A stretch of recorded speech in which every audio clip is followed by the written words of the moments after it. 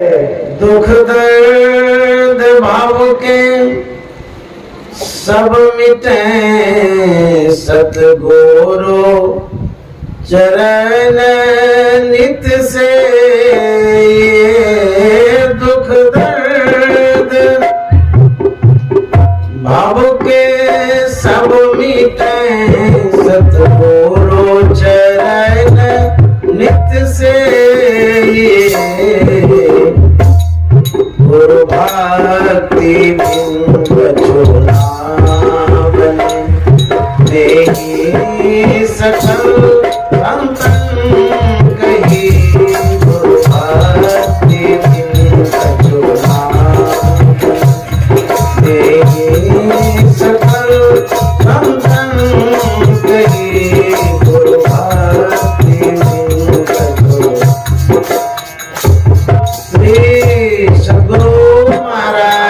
की जय।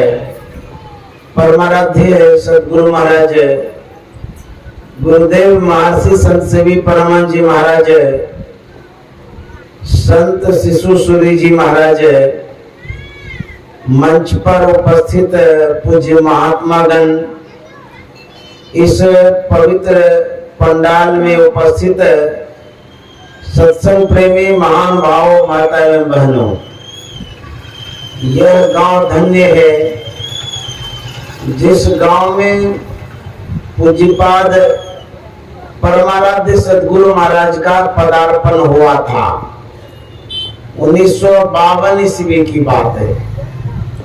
उस समय गुरु महाराज विशेषाधिवेशन के निमित्त यहाँ आए थे। यहाँ के विशेष सत्संग प्रेमियों ने धन खर्चा करके, तन मन को लगा करके परमाराध्य के उस आयोजन को संपन्न कराया था। खापुर में संपन्न व्यक्ति भी हैं, सामर्थ्यवान व्यक्ति भी हैं और संस्कारी व्यक्ति भी हैं। यहाँ पर बीच बीच में कभी न कभी विशेष रूप से उत्सव भी होता है, जिसमें गांव के लोग विशेष सहयोग करते हैं, उत्साह के साथ उस आयोजन में सम्मिलित होते हैं, भाग लेते हैं। तो मैं यहाँ के पुण्यात्मा धर्मात्मा को नमन करता हूँ। यहाँ के श्रेष्ठ जनों के द्वारा समय समय पर सत्कारी होते रहता है। वैसे महान विभूतियों को मैं नमन करता हूँ, प्रणाम करता हूँ। आज का जो आयोजन है, यह जो हमारे शिक्षक महोदय निरंजन बाबू, रंजन बाबू और संतोष बाबू हैं, उनकी जो माँ है, उनके सद्विचारों का यह परिणाम है। जब मैं इसके पूर्व आया था गांव में, तो चाची जी से मैं मिलने के लिए गया था। भावुकता बस चाची जी कहने लगी कि मेरा मन होता है कि एक बार सत्संग कराऊं, मेरे यहाँ भी एक बार सत्संग कर दीजिए, क्योंकि इस जीवन का क्या ठिकाना है, कब क्या होगा नहीं होगा। तो मैं चाची जी के भावनाओं को समझ करके आज के सत्संग के लिए स्वीकृति दे दिया, मान गया कि सत्संग कर दूंगा। तो उनके मन में जो भावनाएं थी सत्संग कराने की, इसीलिए आज सत्संग हो रहा है। और जो संतोष बाबू हैं, विशेष रूप से सक्रिय होकर के माँ की भावनाओं को सार्थक करने में लगे हैं। सत्संग में जो भी व्यवस्था होनी चाहिए उसके लिए वो कार्यरत है। उसके बाद आमजन जो सत्संग में आए हैं, उनके लिए भंडारा का भी व्यवस्था वो कर रहे हैं, बड़ा खर्चा कर रहे हैं। मैंने कहा कि इतना खर्चा क्यों कर रहे हैं? बोले कि माँ की खुशी के लिए कर रहा हूँ। माँ ने कहा कि एक बार सत्संग करा दीजिए। धन खर्चा करने के बाद जो सत्कारी होता है उसमें जो खुशी मिलती है, और जीवन में क्या चाहिए? मैंने कहा बहुत अच्छा आप कर रहे हैं, जीवन का ये लक्ष्य है, शुभ कर्मों को कर लीजिए। बहुत लोग ऐसे होते हैं धन संग्रह तो करते हैं लेकिन उसका उपयोग नहीं कर पाते, भोग नहीं पाते हैं। हम लोग किसान हैं, जब धान गेहूं को बोते हैं उसमें खेत में देखेंगे चूहा लग जाता है। चूहा फसल को काट करके अपने बिल में जमा करता है, वो जमा करते ही रहता है। एक बिल भर जाता है, दूसरा खोद करके उसमें जमा करता है, दूसरा भरता है, तीसरे में जमा करता है। जमा करते करते वह एक दिन इस ख्याल में रहता है कि हम भोगेंगे, लेकिन किसान का फसल तैयारी का समय होता है, वो काटने के लिए आ जाता है। जो भी काटता है उसमें देखता है बिल में कुछ है, उसको खोद के निकाल लेता है, भोग ही नहीं पाता। उसी तरह से काल अचानक मारसी, ज्यों तीतर को बाज, अचानक मौत हो जाएगी, कोई भी कारण हो सकता है। इसलिए शुभ कर्मों को करना चाहिए, अच्छे संग में रहना चाहिए। यदि आपकी संगति अच्छी होगी, आपकी सद्गति होगी। अच्छी संगति से लॉन्ग लाइफ होता है, जीवन लंबा होता है और समाज में यश कीर्ति भी होती है। संत कबीर साहब ने कहा है, संतन के संग लाग रे तेरी अच्छी बनेगी, संतन के संग लाग रे तेरी अच्छी बनेगी, संतन के संग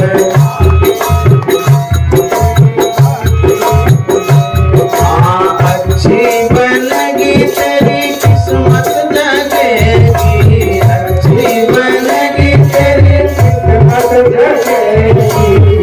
ओए बड़ो तेरो भाग रे तेरी अच्छी बनेगी, ओए बड़ो तेरो भाग रे तेरी अच्छी बनेगी, संतन के संग लाग रे तेरी अच्छी बनेगी, संतन के संग लाग रे तेरी अच्छी बनेगी। कबीर साहब कहते हैं, यदि संगति अच्छी होगी, साधु महात्मा का संग होगा, आपके जीवन में अच्छाई होगी, भला होगा, मंगल होगा। क्योंकि साधु महात्मा की सीख ही ऐसी होती है, अच्छे दिशा दशा की ओर ले जाते हैं। यदि बुरी संगति होगी, उनके संग से उस ओर जाएंगे जिस ओर की उनकी प्रवृत्ति है। जैसे आप जिसका भी संग किए, उसका जो विचार होगा, उसी विचार के अनुरूप वो आपको ले जाएगा। जिसके विचार में आप ढलते हैं, पलते हैं, वो उसी ओर ले जाएगा। साधु महात्मा किस ओर ले जाएंगे? उनकी प्रवृत्ति जैसी है, विचार जैसा है, उस ओर ले जाएंगे। एक लघु कथा है, विचार के अनुरूप चलने से होता क्या है, इस कथा में यही बातें कही गई है। दो मित्र था, वो दोनों अपने गंतव्य की ओर जा रहा था। जाते जाते एक शहर के करीब वह जाता है, तब तक में आंधी तूफान आ जाती है, बादल घिर गया, संयोग ऐसा हुआ कि पानी भी पड़ने लगा। दोनों मित्र बचने के ख्याल से भागने लगे। दोनों की दो दिशाएं हो गई, दो ओर चले गए। एक को नजर में जो आवाज आया उस ओर चले गए, लेकिन वह वेश्यालय था। दूसरे जो मित्र भागे जा रहे थे, उसको जो नजदीक में नजर आया वो वहां चले गए, वो सत्संगालय था। दोनों दो स्थान में चले गए, एक वेश्यालय में, एक सत्संगालय में।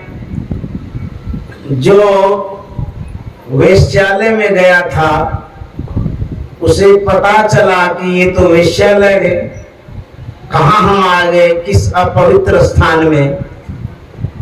मेरा मित्र सत्संगालय की ओर जा रहा था, वहां वो सब चर्चा सुनता होगा, कितना अच्छा माहौल होगा, कहां हम यहाँ आ गए अपवित्र जगह पर, यह वह सोच रहा था। दूसरा मित्र जो सत्संगालय में गया था वह सोचने लगा, मेरा मित्र जिस ओर जा रहा था वो तो वेश्यालय था, बड़ा अच्छा आनंद उठाता होगा वेश्यालय में, कहा मैं नीरस जगह पर आ गया हूं सत्संगालय में, यहाँ तो कोई मनोरंजक बात तो हो नहीं रही है। दो मित्र दो जगह है, दोनों अपने संस्कार स्वभाव के अनुरूप सोच रहे हैं। सोच का क्या परिणाम होता है वही बताने जा रहा। जब अनुकूल मौसम हो गया तो दोनों अपने अपने ओर चले गए। समय आता है, दोनों की मृत्यु होती है। जब यमराज आता है डिसीजन देने के लिए, निर्णय देने के लिए, कर्म के अनुरूप फल देने के लिए यमराज आता है, तो जो वेश्यालय में था उसे स्वर्ग दिया जाता है, जो सत्संगालय में था उसको नरक दिया जाता है। तो सत्संगालय वाले ने कहा कि ये तो अनर्थ है, अन्याय है, मैं पवित्र स्थान में था लेकिन मुझे नरक दिया जा रहा है। उन्होंने यमराज से कहा आपका डिसीजन सही नहीं है, मैं सत्संगालय में था, मुझे स्वर्ग मिलना चाहिए, आप नरक दे रहे हैं। और मेरा मित्र तो वेश्यालय में था, उसे स्वर्ग दे रहे हैं, उसे तो नरक मिलना चाहिए। यमराज ने कहा तो ठीक ही कहता है, जरा विचार हो, तू सत्संगालय में तो था, तुम्हारा मन कहा था, तू सोच क्या रहा था, तुम्हारे मन में कैसी विचारधाराएं चल रही थी। तो यही सोच रहा था कि सत्संगालय वाला आनंद उठाता होगा, उमंग में होगा, और हम कहा सत्संग में आ गए, यहाँ तो नीरस वाला वातावरण। तुम्हारा जो मन पाप वृत्ति में चला गया, स्थान पवित्र है लेकिन मन उस स्थान पर नहीं है, मन कहीं और चला गया। तो मन के अनुरूप कर्म का फल मिलता है। आप कहीं भी बैठे रहिए, मन को जहां ले जाते हैं, जिस कर्म में, जिस क्रिया में, उसी के अनुरूप आपको फल मिलता है। भावना से किसी को ठेस नहीं पहुंचानी चाहिए, मन से किसी को कोसना नहीं चाहिए। किसी व्यक्ति की शिकायत आप मन से करते हैं, किसी के पास करते हैं, तो पाप लग जाता है। वेश्यालय वाला जो था वो तो मन से यही सोच रहा था, मैं कहां नरक में आ गया, मित्र के साथ होता तो कितने अच्छे वातावरण में होता।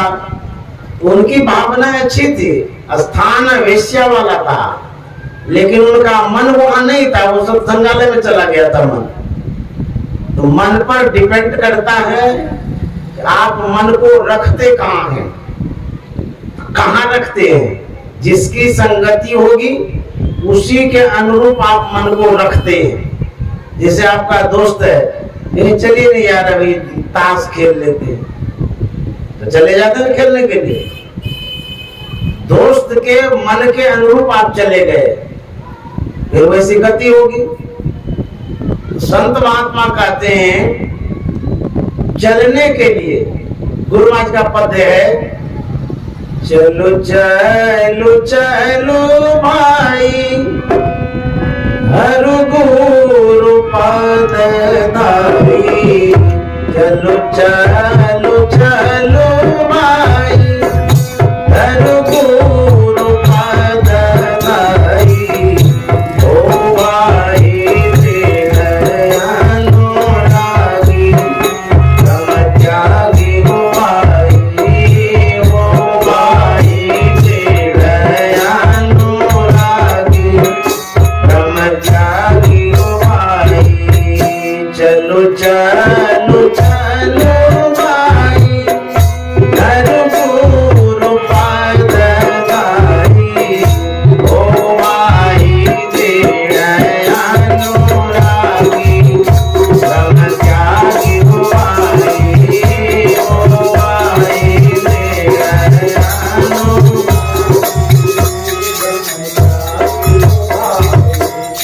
गुरु महाराज कहता चलिए मेला देखने के लिए, हम आपको कहता चलिए मेला देखने के लिए, बाजार करने के लिए, शॉपिंग करने के लिए, कपड़ा खरीदने के लिए। संत महात्मा कहते हैं गुरु के चरण में चलिए।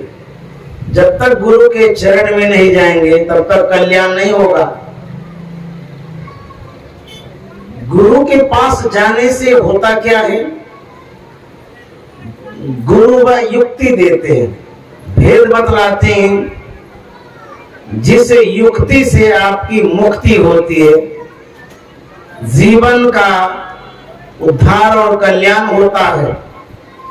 जिंदगी में यदि सुधरना चाहते हैं, संत सदगुरु के शरण में जाकर के उनसे सद शिक्षा लेकर के उनके अनुरूप चलेंगे तो आपका जीवन धन्य होगा।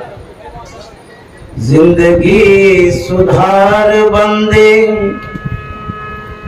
यही तेरो काम है,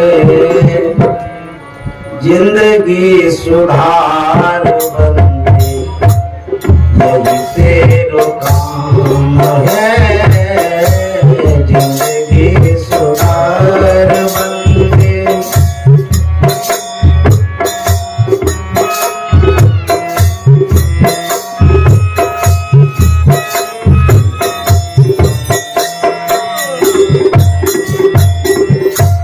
मानुष की देह पाई हरि से नहीं लाई,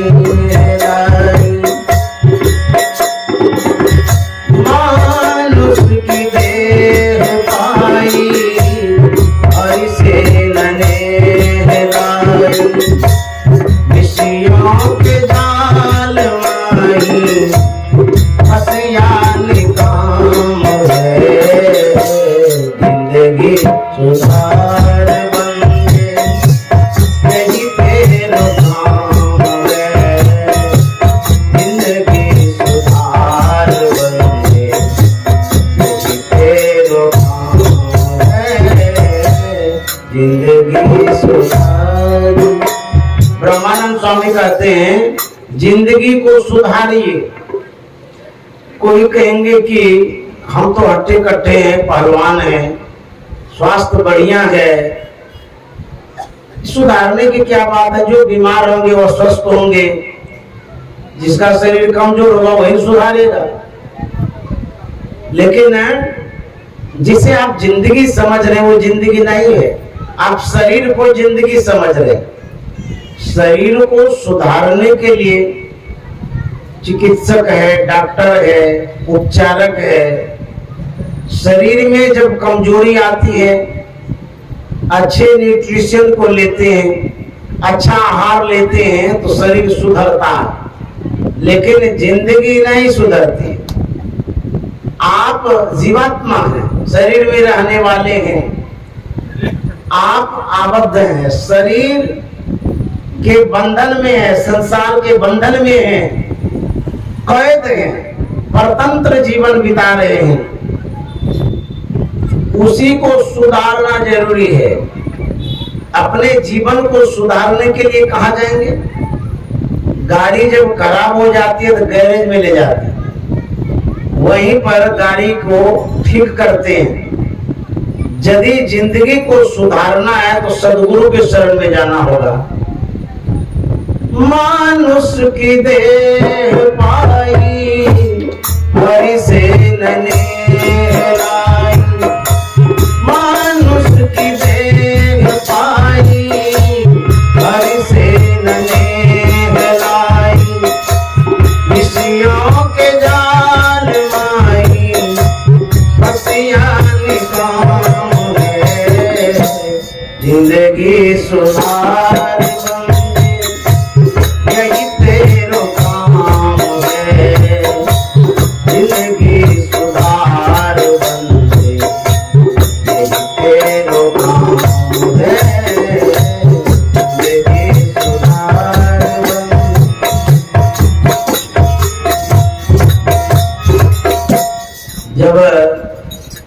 गुरु महाराज किशोरावस्था में थे, बड़े संस्कारी थे, मेधावी थे, संत थे।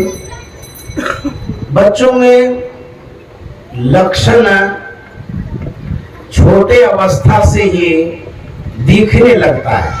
जैसे कोई संस्कारी बच्चा होता है तो आप उनके लक्षणों से कहेंगे कि बड़ा अच्छा स्वभाव है।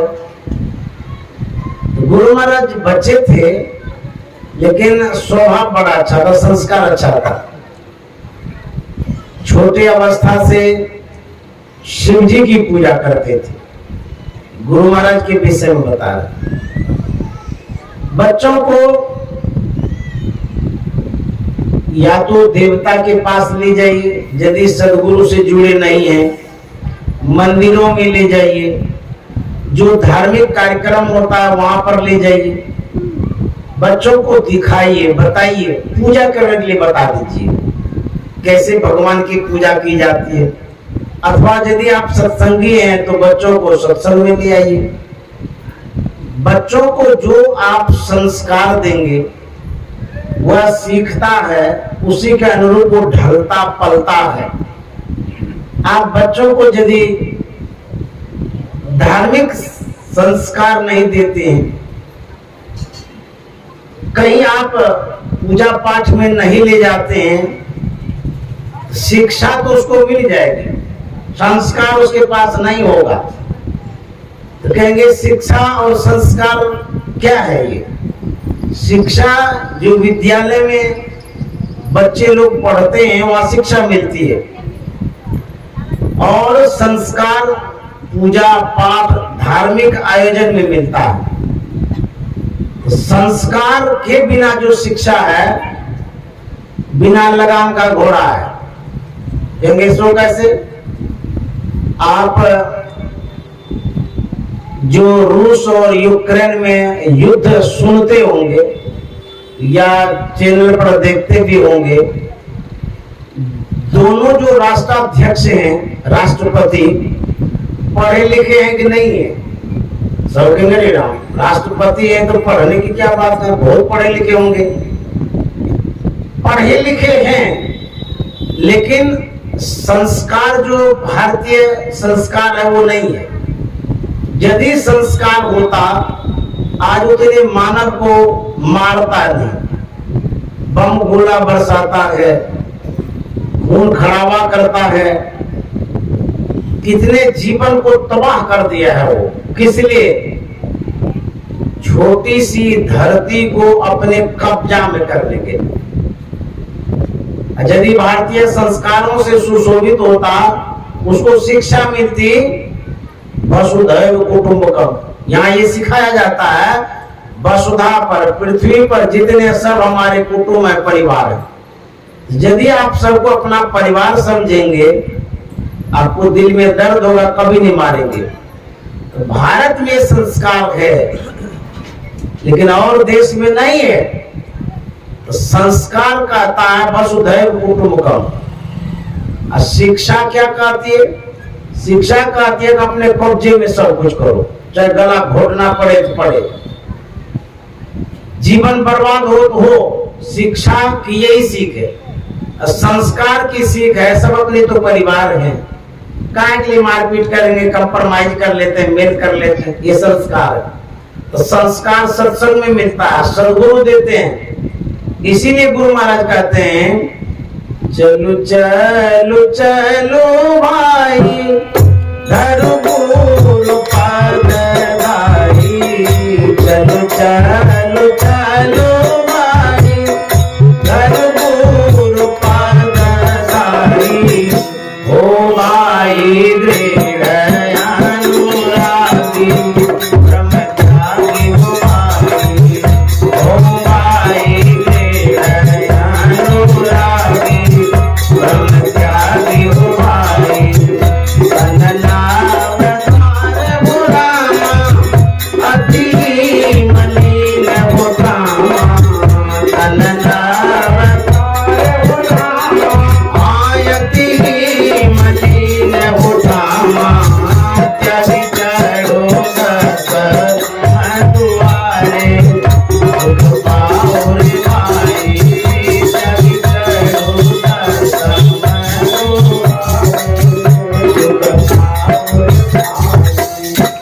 गुरु महाराज जब किशोरावस्था में थे, उनके पिताजी रामायण पढ़ते थे, वो देखते रहते थे। हम लोग जो धर्म ग्रंथ हैं उनको देखना भी नहीं जानते, देखना भी नहीं चाहते, फुर्सत ही नहीं है। जो विशेष धार्मिक प्रवृत्ति के लोग होते हैं उनके यहाँ रामायण होता है, महाभारत होता है, गीता होती है, सभी पुस्तकों को रखते हैं पढ़ने के लिए। पुस्तकों को बराबर पढ़िए, ऐसा नहीं कि मैट्रिक कर लिए, बीए में कर लिए, अब पुस्तक को अलविदा कर दिए। जीवन पर्यंत गुरु महाराज धर्म ग्रंथों को पढ़ते रहे। मैंने सतसेवी जी महाराज को देखा, जब तक सेवा में रहा प्रत्येक दिन अवकाश मिलते ही अध्ययन करना प्रारंभ कर देते, पढ़ते थे। हम आप पढ़ते ही नहीं है। अखबार पढ़ लीजिए, किताब पढ़ लीजिए, रोज अध्ययन करिए, ज्ञान है, लाइट है, प्रकाश है, आपको मार्गदर्शन मिलेगा किताब पढ़ने से। जब महात्मा गांधी देश आजादी के लड़ाई में लगे हुए थे, जब उनको उलझन हो जाता था, परेशान हो जाते थे, तब वो गीता के पास आते, गीता किताब को उल्टाते थे, पढ़ने लगते थे। जब गीता को पढ़ते थे तो उनको समस्याओं का समाधान मिलता था। जो धर्म ग्रंथ होता है, आपके जीवन में जो संकट है, समस्या है, दिक्कतें हैं, उसमें समाधान है। आप पंडित के पास, पुजारी के पास, वैद्य के पास, ओझा के पास जाते हैं। जो संतों का ग्रंथ है उनको पढ़िए, उससे आपको लाभ मिलेगा।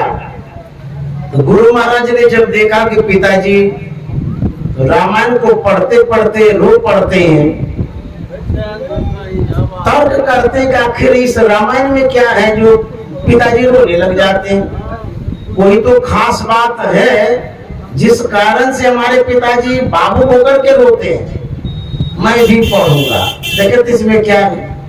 पिताजी पढ़ कर के जब अलमीरा में रामायण रख देते थे, उसके बाद गुरु महाराज निकाल लेते थे, रामायण को पढ़ना प्रारंभ किए।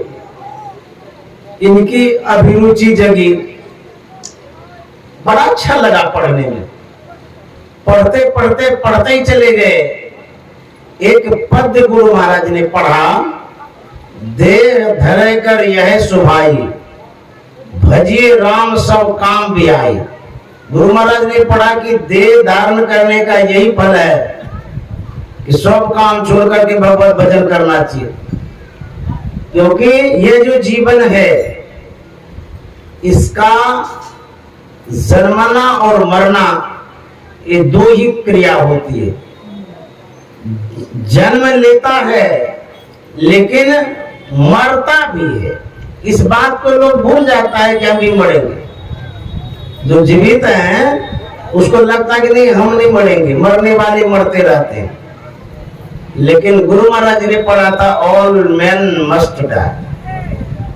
ऑल मना सभी, मैन मना आदमी, मस्ट मना अवश्य, डाई मना मर जाना। एक दिन सभी मनुष्य अवश्य मरेंगे, सब कोई मरेंगे। आए हैं सो जाएंगे। राजा रंग फकीर एक सिंहासन चले चले एक बंदे जा चले। गुरु महाराज को वैराग्य हो गया। अरे रामायण में है देह धारण करने का यही फल है कि भगवत भजन करना चाहिए, मनुष्य शरीर पाने का यही परम फल है। तो गुरु महाराज ने इस शरीर को साधना में लगा करके सिद्ध कर दिया, मोक्ष को प्राप्त किए। वही गुरु महाराज हम लोगों को बतला रहे हैं, छन छन पल पल समय सिरावे, नर्तन दूर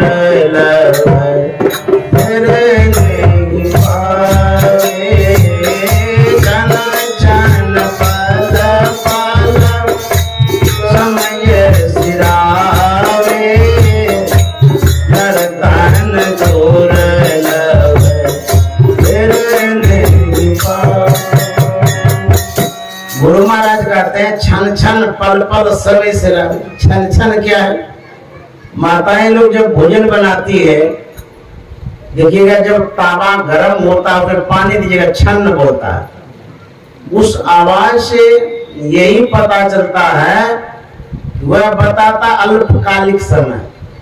पल पल का मतलब आंख की जो पलकें गिरती उठती है, ऐना में जब देखिएगा तब पता चलेगा, तुरंत उठती है पलक गिरती भी है।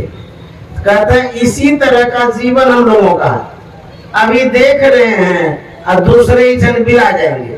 कहाँ जाएंगे थे नहीं लगेगा, फलाना आदमी तो ठीक ठाक था, पता नहीं रात में क्या हो गया, सवेरे देखे मर गया, हार्ट अटैक हो गया, कोई कारण हो गया। सुबह का सूर्य देखेंगे कि नहीं देखेंगे संशय है, कब चले जाएंगे पता ही नहीं लगेगा। तो गुरु महाराज कहते हैं समय एक एक क्षण में बीतते जा रहा है। आपके पास आयु कितनी है, उम्र कितना है, कोई हिसाब किए हैं कि कितने दिनों तक जिएंगे? एक लिमिट रख लीजिए 100 बरस का, मान लीजिए 100 बरस तक रहेंगे। लेकिन अभी के लोग 100 बरस जीते ही नहीं है। जो पुराने हैं बढ़िया आदमी है वो जी लेते हैं, लेकिन जो इस समय के जनरेशन वाले हैं, जो डिजिटल वाला बच्चा है, वो 100 बरस तक शायद ले जिएगा। मान लिया जाए 100 बरस तक आप जी लेंगे। 100 बरस में तो कितना समय तो अभी चला गया, जितना गया उसको माइनस कर दीजिए। अब जो बचा है उसमें क्या करना चाहते हैं? कोई तो कहेगा खेत लेना चाहते हैं, कोई कहेगा कि हम बिल्डिंग बनाना चाहते हैं, कोई कहेगा हम बच्चा का विवाह करेंगे। दुनिया भर का प्लानिंग करके रखता है, ये करेंगे वो करेंगे ऐसा करेंगे। प्लानिंग करते ही रहते हैं। ट्रेन में जा रहे हैं, प्लानिंग कर रहे हैं कि 2030 में ये करेंगे वो करेंगे, ऐसा करेंगे वैसा करेंगे। एक्सीडेंट ऐसा ट्रेन का होता है, सब प्लानिंग पानी में चला जाता है, सब समाप्त हो जाता है। काल अचानक मारसी, जो तीतर को बाद अचानक मौत हो जाएगी, तब क्या करेंगे? आपके हाथ में आपका समय नहीं है, समय किसी के और के हाथ में है, लेकिन विचार आपके पास है, प्लानिंग आपके पास है, सोचते रहते हैं ऐसा करेंगे। बहुत पसारा मत करो। हमारे गुरुदेव ने सिखाया, कर थोड़े की आस, बहुत पसारा जिनकी आप कहते गए निराश। आप संसार में पसारते रहिए, दुनिया भर फैक्ट्री खोल लीजिए, दुकान बना लीजिए, पूरा पसर जाइएगा संसार में और एक दिन मर के ससर जाइएगा श्मशान।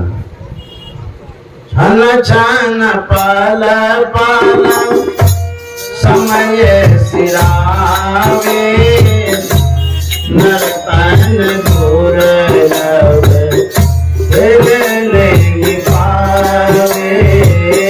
छन छन पल पल समय सिरावे नर्तन दूर नहीं पावे।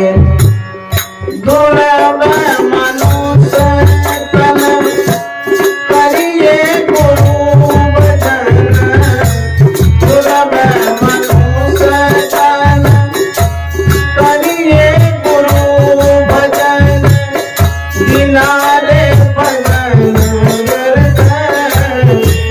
मन सावे। छन छन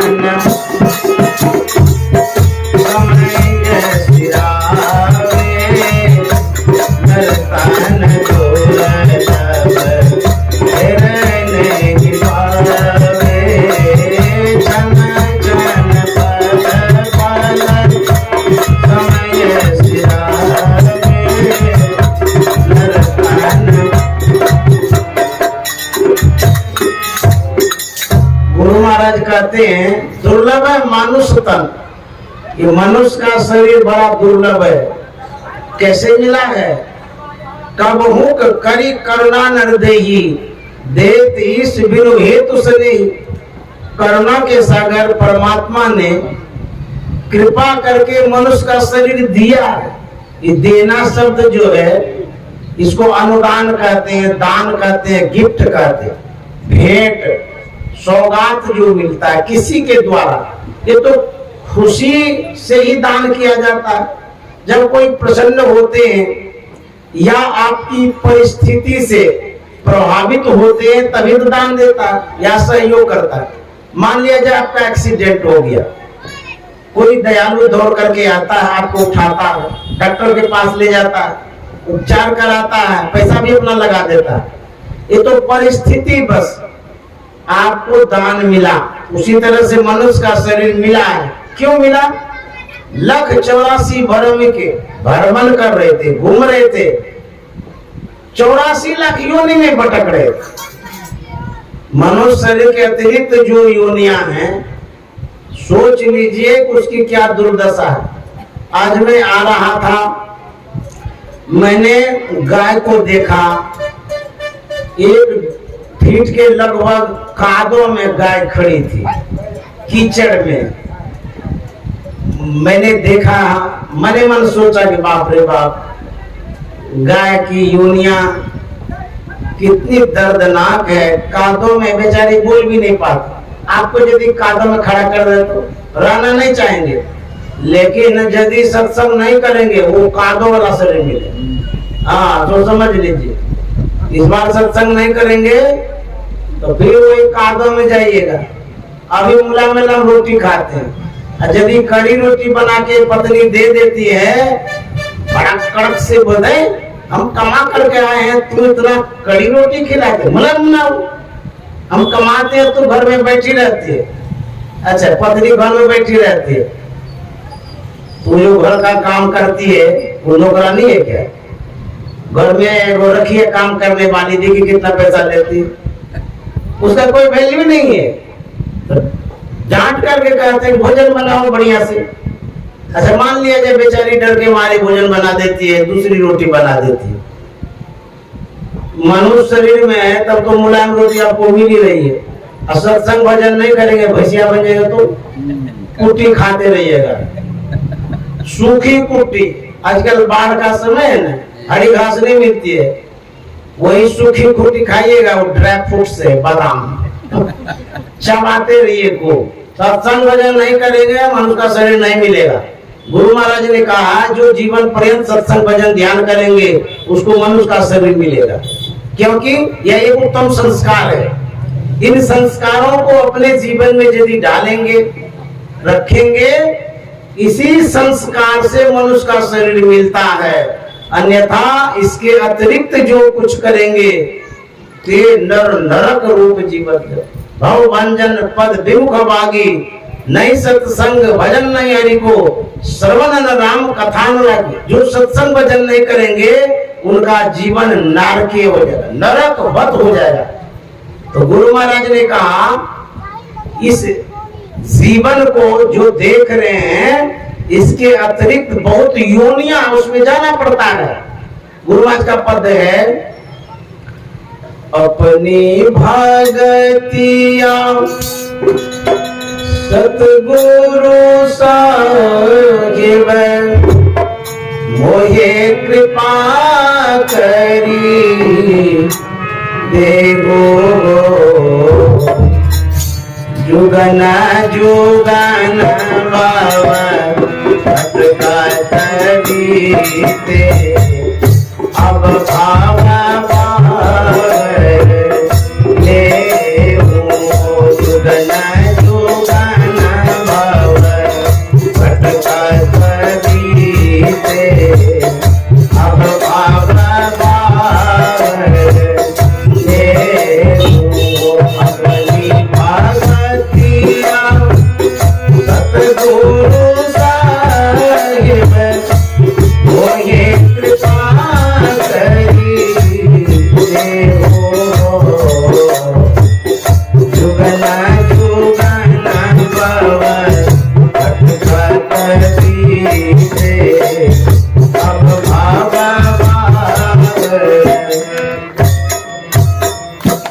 महाराज कहते हैं अपने गुरुदेव से, हे गुरुदेव अपनी भगतिया,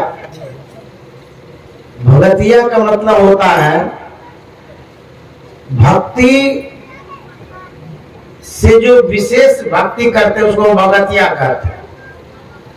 आपकी जो विशेष भक्ति है वह मुझे प्रदान करी। भक्ति का अर्थ होता है सेवा, और जो आप हम सेवा करते रहते हैं, गाछ की सेवा करते हैं, वहां भी पानी चढ़ाते हैं, तुलसी में भी पानी चढ़ाते हैं, सूर्य को भी पानी देते हैं।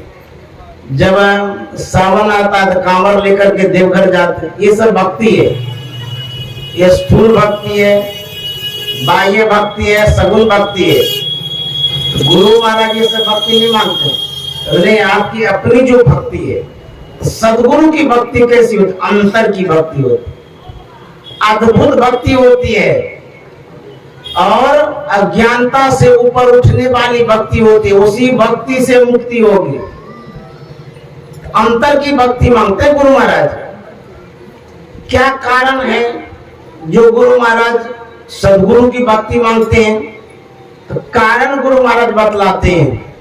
पशु पक्षी कृमि आदि के योनिन भार में बहुवार हो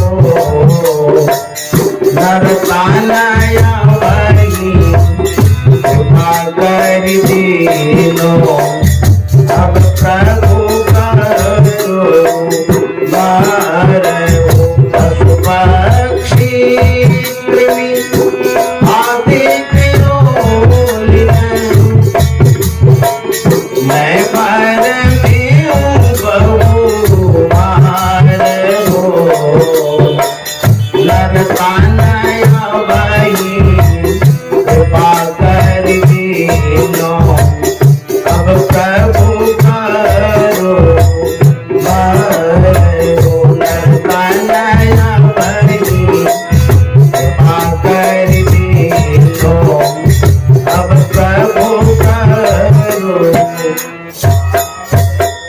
गुरु महाराज कहते हैं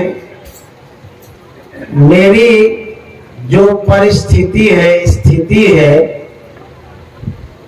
अपने लिए तो नहीं कहते, आम जन के लिए कहते हैं, जनसाधारण व्यक्ति के लिए कहते हैं कि पशु पक्षी कृमि आदि की योनि, मैं भड़वे बहुबार हो, पशु योनि में गए, पक्षी योनि में गए, कीड़ा बन गए।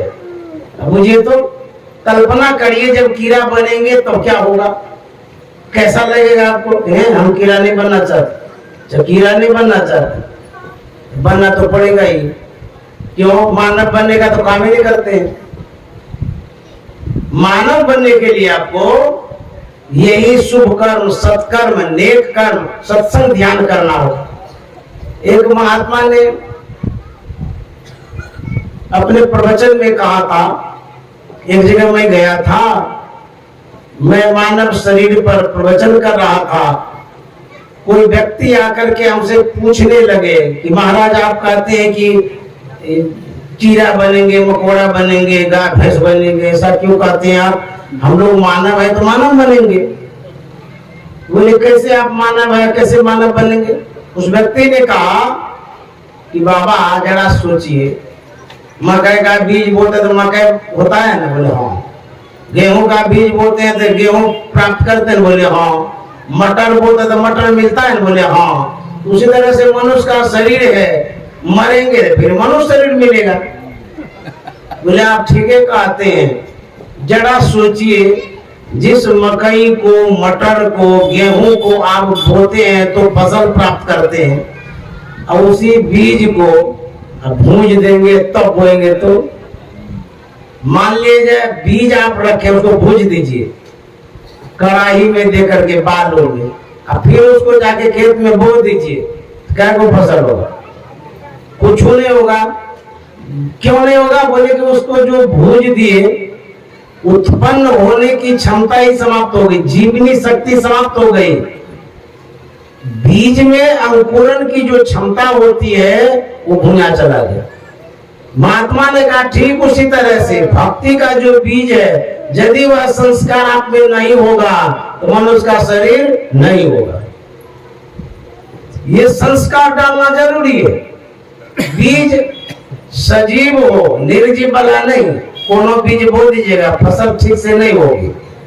इसीलिए ये जो सत्संग का संस्कार है, गुरु भक्ति का जो बीज है, ये डालना जरूरी है, तब मनुष्य शरीर में आ पाएंगे। भगवान कृष्ण ने भी कहा है, यदि योग भ्रष्ट हो जाता है व्यक्ति, तब ही वो श्रीमान के यहाँ जन्म लेता है।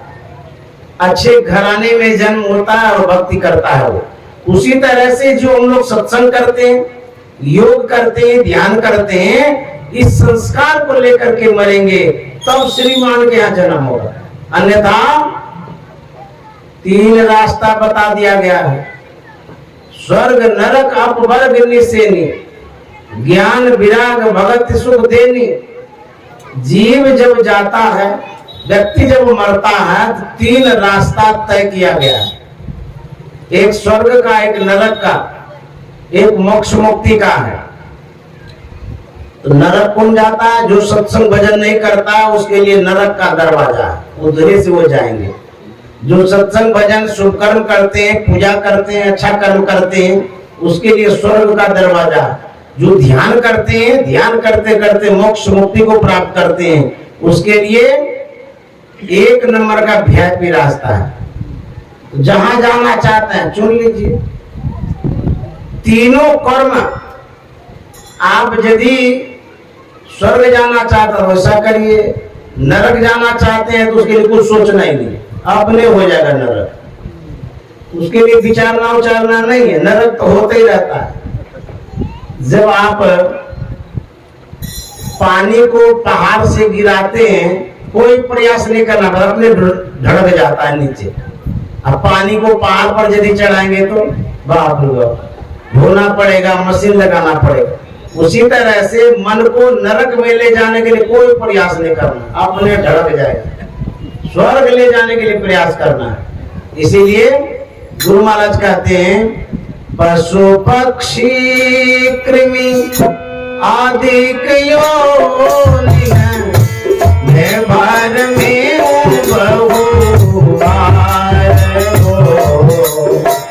नरकानाया वही कर देनो, अब प्रभु करो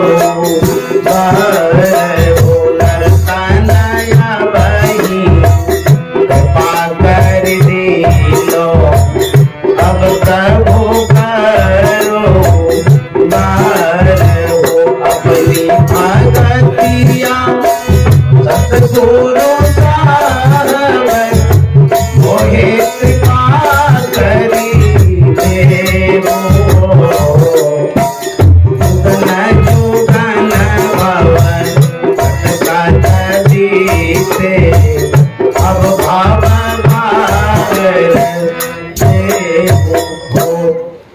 सुनी भगतिया सतगुरु साहब मोहे कृपा करी देवो जुगन जुगन बाबा भटका सभी दे अब बाबा ये जुगन जुगन बाबा भटका सभी दे अब बाबा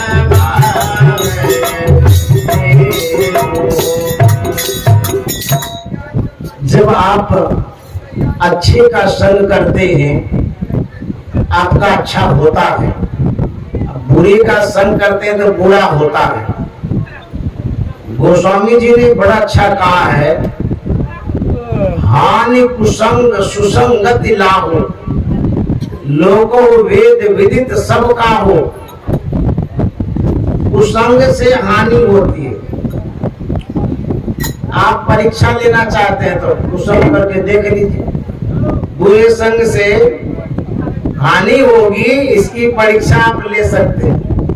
अच्छे संग से लाभ होता है। अभी आप बैठे हैं, ज्ञान की चर्चा हो रही है तो लाभ हो रहा है ना। गोस्वामी जी कहते हैं किस तरह से लाभ और हानि होती है, वो पद में बता रहे हैं। गगन चढ़ई रज पवन प्रसंगा, कीचई मिलई नीच जल संगा। जो धूल है जमीन में पड़ी हुई है, उसमें उड़ने की क्षमता नहीं है, लेकिन यदि हवा का संग मिलता है, अच्छी संगति मिलती है, वही धूल आकाश में उड़ने लग जाती है। जबकि जड़ है वो धूल, वो उड़ने लग जाती है आकाश में। आकाश में जाकर के भी यदि बुरी संगति हो जाए, वहां जाने के बाद भी कहीं पानी का संग हो गया तो वही धूल कीचड़ में मिल जाती है। हमारे गुरुदेव महर्षि संतसेवी जी महाराज कहते थे, यदि आप संग करते हैं तो देश काल पात्र देख करके संग करिए। देश काल पात्र का मतलब हुआ, देश माने स्थान, स्थान कैसा है इसकी परख होनी चाहिए, पहचान होनी चाहिए कि मैं किस स्थान पर हूं, तब आप वहां टिकिए रहिए तो भला होगा। अन्यथा स्थान के कारण भी बुरा हो सकता है। काल में समय होता है, सब कुछ समय पर करना शोभा देता है। अब समय है विवाह का, श्राद्ध वाला गीत गाइएगा तो कैसा बेवकूफ आदमी। तो समय भी परखना होता है, पहचान करनी होती समय कैसा है। पात्र बना होता है व्यक्ति, व्यक्ति की भी पहचान करनी चाहिए इसके साथ सही होगा कि नहीं होगा। तो लोग कहते हैं कि सब में भगवान है, सबका साथ करना चाहिए। गाय जानवर है, बाघ भी जानवर है। गाय कभी किसी को जान से मारी है आज तक? गांव में शहर में कहीं भी पूछ लीजिए तो भले छटपट करती है लेकिन जान से नहीं मारती। और बाघ, बाघ आपका दुश्मन है, कभी न कभी वो गला घोट में करेगा।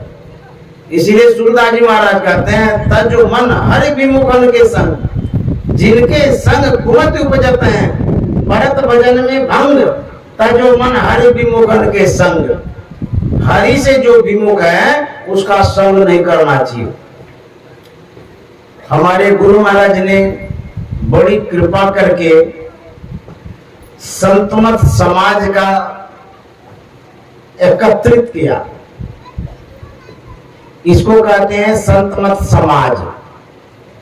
अब गोस्वामी जी ने कहा है सुजन समाज। समाज सुमन अच्छा, जन्मना व्यक्ति, व्यक्ति से समाज बनता है। व्यक्ति का जो समूह होता है उसको समाज कहते हैं। यदि एक व्यक्ति का निर्माण होता है फिर दूसरे का निर्माण होता है। यदि व्यक्ति नेक इंसान होता है उसके समूह को सुजन समाज कहते हैं। गोस्वामी जी कहते हैं सुजन समाज, समाज कैसी है? सकल गुण खानी। जो संतुलित समाज है सकल गुण की खानी है। कहते करो प्रणाम जोरी जीव पानी। मैं ऐसे समाज को प्रणाम करता हूं। और गोस्वामी जी ने कहा मुद मंगलमय संत समाज। मुद मना खुशी, मंगल मना जीवन में जो मंगल चाहते हैं, खुशी और मंगल प्रदान करने वाला ये संत समाज है। मुद मंगलमय संत समाज जो जग जंगम तीर्थ राज। यह तीर्थ राज है जिसमें हम लोग बैठे। आप तीर्थों में जाएंगे, घूमेंगे, पूजा पाठ पुण्य करेंगे, वर्षों तीर्थों में आप जाते रहिए, लेकिन यदि साधु की संगति करते हैं एक घड़ी एक क्षण के लिए, तो क्या होता है? कहते हैं जापल दर्शन साधु के साहब यावे याद, परमात्मा आ जाएंगे। लेखा की सोई घड़ी बाकी के सर्वबाद। सूरदास जी महाराज कहते हैं कि जो साधु महात्मा आते हैं, जादिन संत पाहुने आवत, फल क्या मिलता? तीर्थ कोटि नान करे फल, दर्शन ते ही पाव। करोड़ों तीर्थ का फल एक क्षण में साधु संग से मिल जाता है। तीर्थ कोटि नान करे पर, दर्शन ते ही पावत। और क्या कहते हैं? संगति रहे साधु को अनुदिन। यदि बराबर संगति करते हैं साधु का, भव दुख दूर न सावत। जो आपके जीवन में दुख कष्ट कलेश संकट है, कहता वो दूर हो जाएगा। सूरदास या जन्म मरण ते तुरंत परम गति पावत, जादिन संत पावने आवत। जब संत महात्मा का दर्शन प्रसन्न होता है, हमारा भाग्य उदय होता है, संकट कटता है। इसीलिए गोस्वामी जी कहते हैं यह जो संत समाज है मंगल प्रदान करने वाला।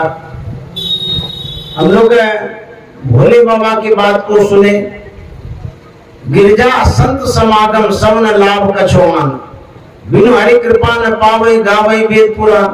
हे गिरजा, संत समागम के समान दुनिया में कोई लाभ नहीं है। इसीलिए संग करना चाहिए साधु का, सज्जन का, अच्छे व्यक्तियों का। भले कुछ मिले न मिले, लेकिन आपके जीवन में शुभ मंगल होगा। हाथ में तो हम लोग कुछ देते नहीं, लेकिन आपके मन में जरूर बातें ज्ञान की बैठती है। आप वैसा ही करना चाहते, जैसा सुनिएगा वैसा गुनिएगा, वैसा ही बनिएगा। यदि नहीं सुनिएगा तो फिर वैसा बन नहीं सकते हैं। तुलसी साहब ने कहा है कि जग बेहोश बुझे नहीं, संत मते की बात, संत मते की बात लात जमताते मार। जो संत मत की बात नहीं बुझते हैं, जमराज उसको मारता है। इसीलिए सत्संग की बातों को ध्यान से सुनना चाहिए, समझना चाहिए। सावधान सुनो धर्म मन माई, सावधान होकर के सुनिए, तब आपको काम आएगा जीवन में। संतन के संग लाग रे तेरी अच्छी बने,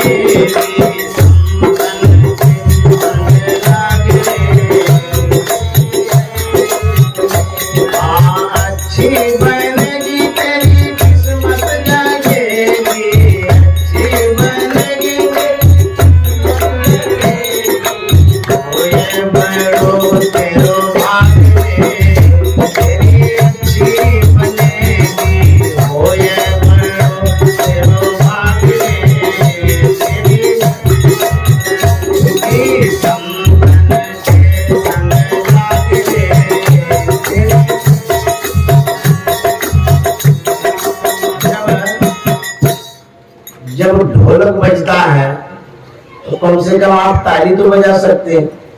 अच्छा, यहाँ यदि आपको लाज लगती है, कैसे ताली बजाएंगे, लोग क्या कहेंगे, तो फिर सासू बहू में जब झगड़ा होना, खूब ताली बजाए गाल में। हाँ, खूब मारिएगा, वहां ताली बजेगी बढ़िया से, बहू भी मारेगी और सासू भी।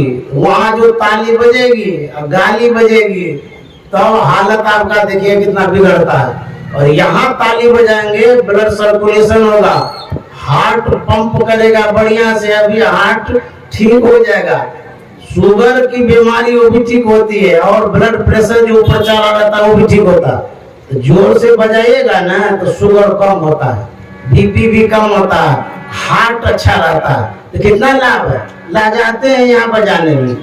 घर में जाकर के महाभारत करिएगा। इसलिए संतन के संग तेरी अच्छी बनेगी, संतन के संग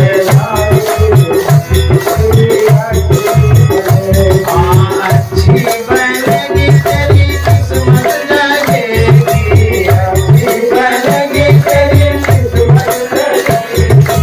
ओए बड़ो तेरो भाग तेरी अच्छी बनेगी, ओए बड़ो तेरो भाग तेरी अच्छी बनेगी, संतन के संग लागे तेरी अच्छी बनेगी।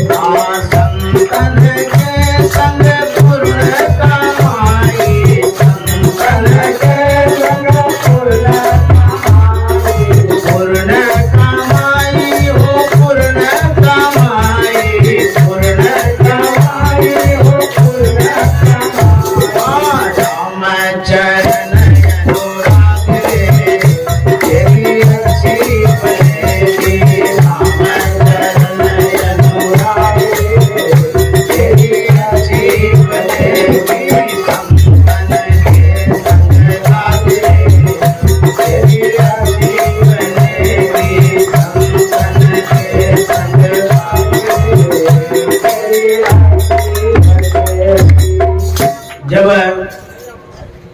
सत्संग होता है, कुछ तो पुराने सत्संगी आते ही हैं, लेकिन नए को लाज लगती है, शर्म लगता है, आना नहीं चाहते हैं। वो समझते हैं कि तो साधारण आदमी लोग बैठे रहते हैं, उस बीच में जाएंगे गांव के लोग कहेंगे कि इस सत्संगी के बीच में चले गए थे।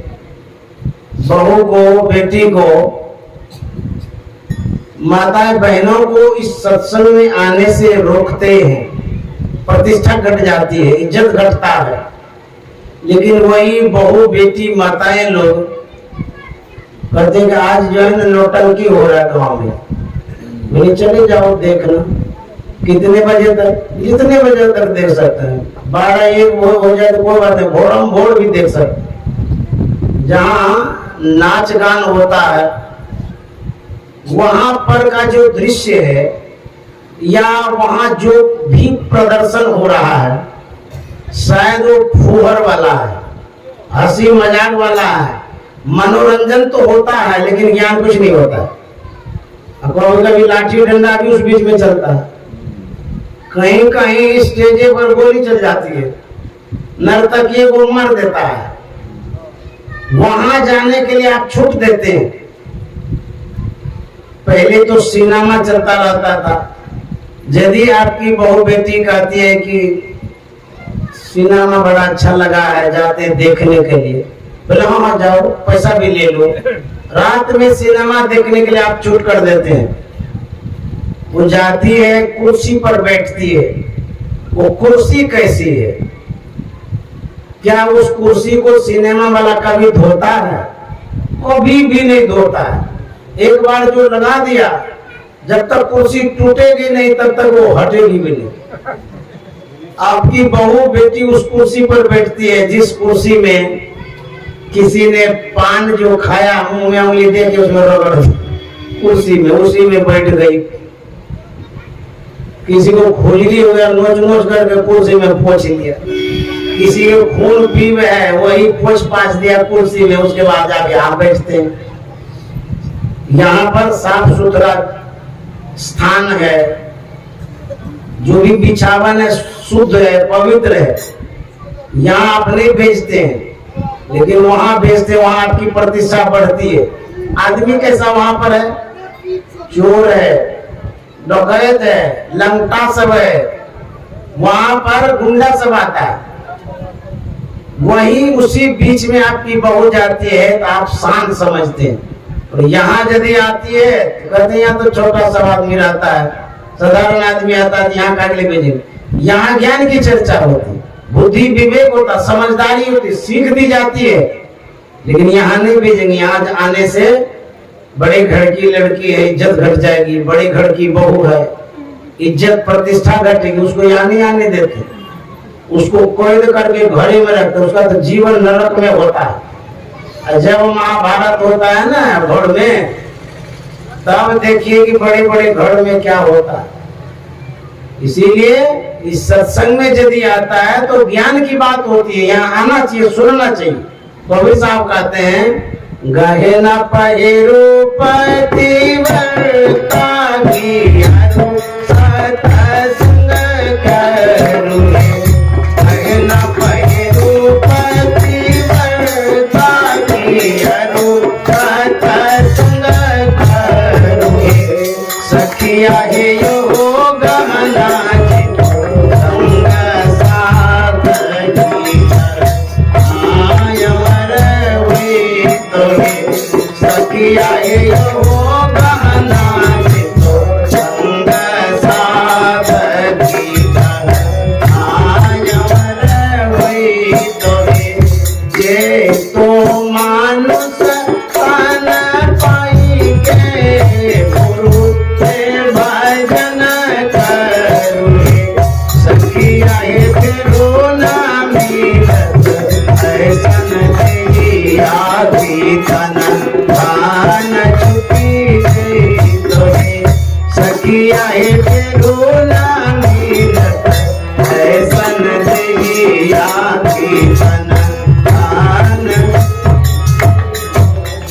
जब सत्संग में आते हैं तो आपकी भलाई होगी, अच्छा होगा, ये ध्रुव निश्चित है।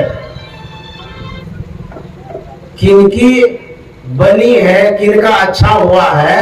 कबीर साहब कहते हैं, ध्रुव जी की बन गई, प्रहलाद हो की बन गई,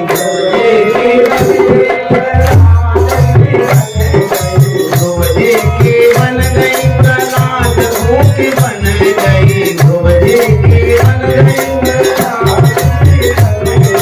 हरि सुमरन में लाग रे, तेरी अच्छी बनेगी, हरि सुमरन में लाग रे, तेरी अच्छी बनेगी, संतन के संग लाग रे, तेरी अच्छी बनेगी, संतन के संग लाग रे, तेरी अच्छी बनेगी। दादा से तुझे हंस करेंगे, दादा से तुझे हंस करेंगे, हंस करेंगे, हंस करेंगे, हंस करेंगे, हंस करेंगे।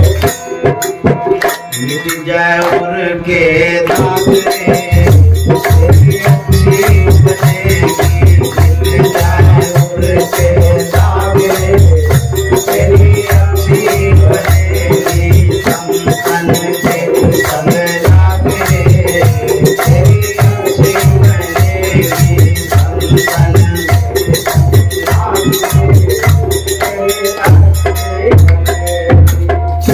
एक हंस का बच्चा था, अपने परिजन से बिछुड़ गया, किसी गंदे नाले में गिर गया, तो उसका जो पंख है उजला होता है, हंस के बच्चे का पंख उजला होता है, कीचड़ में गिरने के कारण काला काला हो गया। कुछ कौवा आया, उसको ऊपर कर लिया, अपने जेड़े में मिला लिया। तो बच्चा बोध था, छोटा था, उसके मन में हुआ कि हमारा यही परिवार। बच्चे को क्या पता, उसी जेड़े में रहने लगा। एक दिन की बात है, बड़ा हंस आया, जब उसको देखा कौवे के जेड़े में, बड़ा हंस पहचान गया कि ये हंस का बच्चा है। किसी समूह में आप जब रहते हैं, उस समूह का संस्कार आपके पास होता है। किसी जाति के आप हैं, जातिगत संस्कार होता है, जाति वाला संस्कार, समूह वाला संस्कार, संघ वाला संस्कार। जहां आप होते हैं वैसे संस्कारों में आप ढलते हैं। लेकिन कुछ संस्कार पूर्व जन्म का होता है। कितना भी गलत संग मिल जाए लेकिन पिछले जन्म का जो संस्कार वो खींचता है। हंस का बच्चा काला तो हो गया था काबर लगने से, लेकिन जब वो चलता था कौवे के चाल से भिन्न चलता था। कौवा का चाल अलग होता है, हंस का चाल अलग होता है, सबकी गति अलग अलग होती। गति में न चाल। सत्संगी लोग जब चलेंगे सज्जनता पूर्वक चलेंगे, सहेज के चलेंगे। जब दुर्जन चलेगा तो हाथ पर फैला के चलेगा। तो दुष्ट आदमी को देखिएगा, युवक जो होता है मोटरसाइकिल जब चलाता है ना पूरा सड़क घुमाता है ऐसे ऐसे कर। जब एक्सीडेंट होता है ना तब अस्पताल में कड़ा आता है, हड्डी पसली जब ये हो जाती है। सज्जनों का चलने का अलग चाल है, दुर्जनों का अलग चाल होता है। हंस का बच्चा जो चलता था उस चाले से वो पकड़ लिया कि हंस का बच्चा है। झपट्टा मारा, उसको पकड़ा, सबको उड़ गया। तो हंस का बच्चा कहता है कि हमको काहे पकड़े, हमारा परिवार उड़ गया। बोले बेवकूफ कहेगा वो तुम्हारा परिवार, हम परिवार है। बोले नहीं नहीं हमारा भी देखिए पैखना काला है ना, उसका भी काला है। बोले पैखना न काला है लेकिन तू हमारे जाति का है। बोले नहीं नहीं हम आपके जाति के नहीं है, हम कौवे के जाति के। अच्छा तुमको अभी बताते, बैठो मेरे पीठ पर बैठा दिया, ले गया मानसरोवर। वहां पर जाकर खूब डुबकी लगाया, इतना नहलाया उसको, जो भी कादो कीचड़ काला था सब धुल गया, साफ उजला हो गया, चकाचक हो गया फेंकना। तब बड़ा हंस कहता है कि तू इस परछाई में, पानी के परछाई में अपना चेहरा देखो, मेरे चेहरे को देखो, दोनों एक है कि नहीं है। जब वो बच्चा ने देखा बोला हाँ सही है कि जैसा लगता है। बोले तब तू कहता था कौवे परिवार के। तो संत महात्मा कहते हैं हम लोग संत के संतान हैं, लेकिन जिस जेड़े में रहते हैं उसी को अपना परिवार समझ रखे हैं। पता कैसे चलेगा? सब कोई जब अपने आप को सजाते हैं, संवारते हैं, श्रृंगार करते हैं, आईना में चेहरा देते हैं, आईना सामने में रखते हैं, तब आपका फेस चेहरा दिखता है। अन्यथा दुनिया को तो आप देख लेते हैं, अपना नहीं देख पाते। ठीक उसी तरह से यदि अपना चेहरा जो आप हैं आत्मा, जीवात्मा, यदि निज स्वरूप को देखना चाहते हैं, जब चेहरा देखना चाहते हैं तो कहते हैं ज्ञान के दर्पण में दिखेगा। जब दर्शन करना चाहिए तब दर्पण माजत रहिए, जब दर्पण लागे काई तो दरस कहां से पाई। माने आईना है आपके पास, उसमें खूब धूल लगा दीजिएगा, कोई चेहरा नहीं दिखेगा। उसी तरह से यदि आप अपना दर्शन करना चाहते हैं, निज दर्शन करना चाहते हैं, आत्म दर्शन करना चाहते हैं, संत के संग में जाना पड़ेगा, साधु के संग में जाना पड़ेगा। उन्हीं के पास दर्पण है। कोई भी व्यक्ति, महिलाएं अधिकतर सजने जाती है, कहाँ? ब्यूटी पार्लर में खूब सुंदर बनने के लिए जाती है। ब्यूटी पार्लर में सब व्यवस्था है, संसाधन है, वहां सजती जलती है। और यदि सही में आप संत के पास जाएंगे, आपको वह दर्पण आईना मिल जाएगा जिसमें आप अपने को देख पाएंगे। इसीलिए संतन के संग लाग रे तेरी अच्छी बनेगी, संतन के संग लाग रे हाँ अच्छी बनेगी, तेरी किस्मत जगेगी, अच्छी बनेगी, तेरी किस्मत जगेगी। ओए बड़ो तेरो भाग रे, तेरी अच्छी बनेगी।